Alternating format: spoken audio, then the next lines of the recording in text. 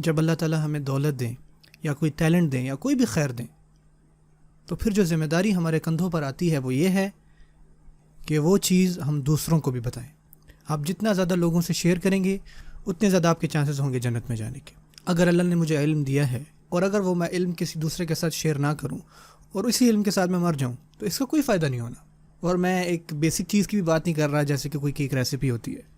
مجھے یاد آخری دفعہ میں نے کسی کو کہا کہ واہ یہ بڑا ٹیسٹی ہے، کیا مجھے اس کی ریسیپی بتائیں گی؟ تو جواب یہ تھا کہ بھائی اگر آپ کو چاہیے تو بہتر یہ کہ آپ مجھ سے آرڈر کروائیں، کیونکہ ہم آپ کو ریسیپی نہیں دینے والے۔ کوئی بات نہیں، یہ ایک چھوٹا ایشو ہے، یہ چھوٹی بات ہے، لیکن جس کی ہم بات کر رہے ہیں وہ ہے مفید علم، چاہے وہ دین کا ہو یا دنیا کا ہو، چاہے وہ آپ کے مذہب کے بارے میں ہو یا دنیاوی معاملات کے بارے میں ہو۔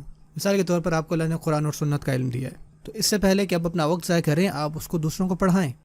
حدیث میں آتا ہے خیرکم من تعلم القرآن وعلمہ، تم میں سے بہترین وہ ہیں، سب سے بہترین تم میں سے وہ ہیں جو قرآن مجید کو سیکھیں اور دوسروں کو سکھائیں۔ اس پڑھنے کا کیا فائدہ جس سے دوسروں کو آپ نے کوئی فائدہ نہیں پہنچایا؟ آپ کو اس میسج کو آگے پہنچانا ہے، اگر وہ خیر کا میسج ہے تو اس کو آگے پہنچانا ہے۔ جب آپ دوسروں کے ساتھ شیئر کرتے ہیں تو آپ وہ آدمی بن جاتے ہیں جو جنت الفردوس ڈیزرو کرے۔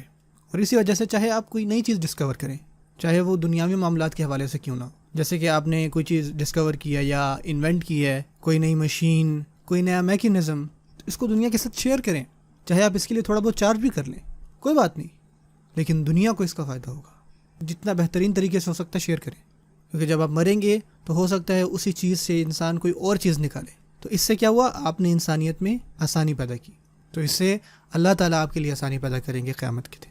جو بھی دوسروں کے لیے آسانی پیدا کرتے ہیں اللہ تعالیٰ ان کے لیے آسانی پیدا کرتا ہے، اس دنیا میں بھی اور آخرت میں بھی۔ یہ رسول صلی اللہ علیہ وسلم کی حدیث ہے۔ آپ کے پاس بہت زیادہ علم ہونا کوئی بڑی بات نہیں ہے، ہاں اس کو دوسروں میں پھیلانا یہ بڑی بات ہے۔